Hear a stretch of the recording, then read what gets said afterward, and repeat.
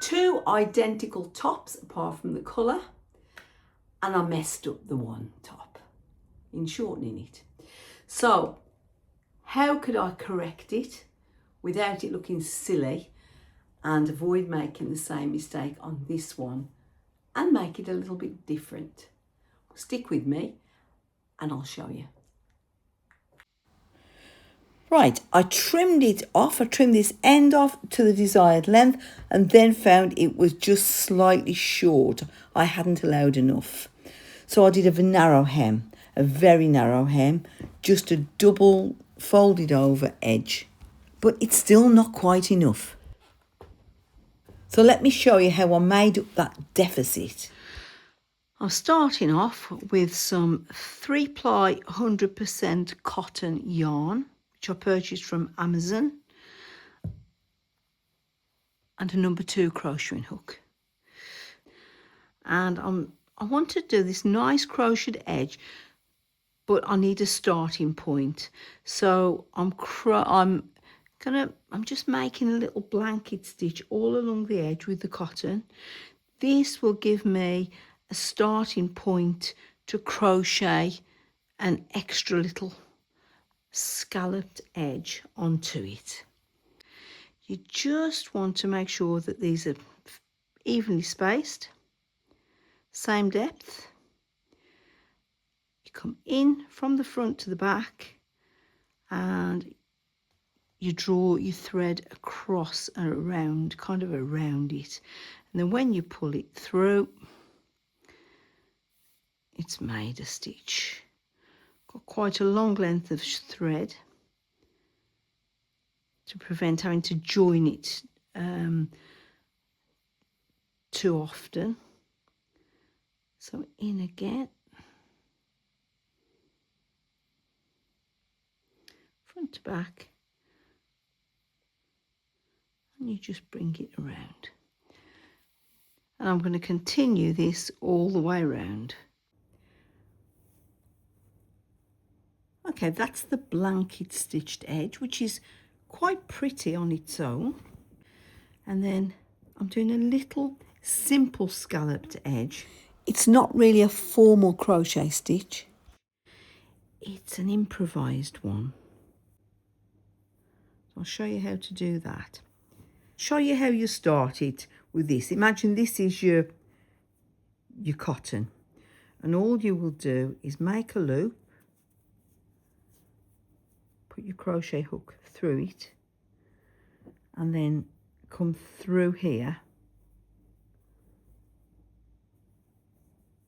You'd wrap your yarn round, pull it through and through the loop, and you'd end up with a loop like this. You've gone into, you start your first loop, you've come through here, and you're going to do 7 little chains, or as many as you need. 5 would probably have been enough. 1, 2, 3, 4, 5, 6, 7. Now how many chains you do depends on how much of a scallop you want and how wide apart you're doing them. Then you miss a gap, you go into the next gap under that thread, that loop, pull your cotton thread through, wrap it around and pull it through both, and then 7 again.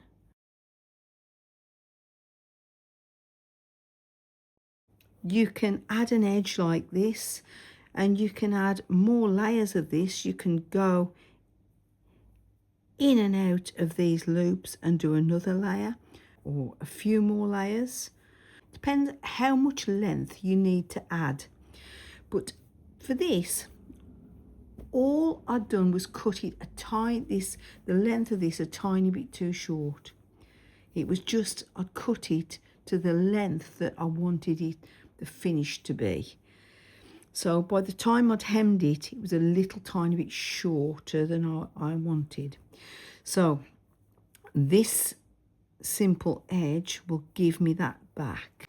If you want to see how to make a longer layer of this, click the link at the end of the video to see using freeform crochet to lengthen a dress.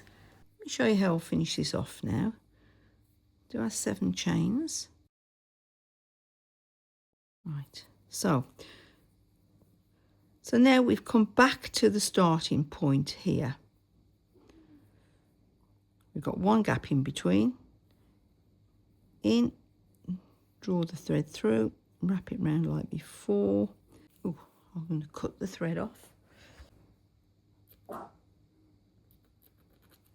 This time just cut the thread off. Wrap it around, draw it through, and that's it. Now we just need to hide those ends to tidy it up. So this is the white version of the top. You see the length at the back, which with the decorative edge, it's fine. It falls nicely. Without the decorative edge, it seemed to kind of fly out a bit. So the edge has given it just a little bit of weight. And it's kind of a nice length that I can wear it untucked. Right, onto the brown one. I've laid the white top on top just to prevent me making the same shortening mistake. Now I'm going to cut the front at this, but then the back is going to be slightly different. I've cut the front to the desired length. Now I need to make sure which is the centre so that I can angle this out to do a curved back. So let's get our side seams together, seam to seam, and make sure I've got the same length by putting the armhole seams together and then following down, folding them together. That's about right. Now let's find the centre. Right, so we're going to be going to there. Now I need it to come down in the centre. It's ideal here if you've got a flexible curve ruler, because you can just lay the finishing point where you want it and the starting point of the ruler there, and you'll have a perfect curve. But I haven't got one, so I'm drawing freehand. Okay. Right, just cut it through now, and as long as you've got your side seams together and you're cutting from the centre point, both sides will be the same. Now I'm going to add a very narrow hem here, the same as I did on the white one. Only, of course, I've not made it too short this time. And I've added the feature of a curved hemline. Now I'm feeding this straight into the machine. If you're not confident with it, just doing it straight in, I recommend you pin it and tack it first, so that you know you've got it right and you've only got one thing to concentrate on then, which is just keeping your stitching line straight. Okay, it's finished. Doesn't look that much different to the other top, but the bottom, the back, it falls nicely at the back. So if I do have a big bottom day, which I sometimes do, then I can wear this to cover. However, it's long enough at the front to tuck it in without having bulk around my belly area, and I've still got the length at the back. None of us have got the perfect body. Some of us are taller, some of us are shorter. And the idea is to take an average top and make it perfect for you. Come back next time and I'll see what I'm sewing next.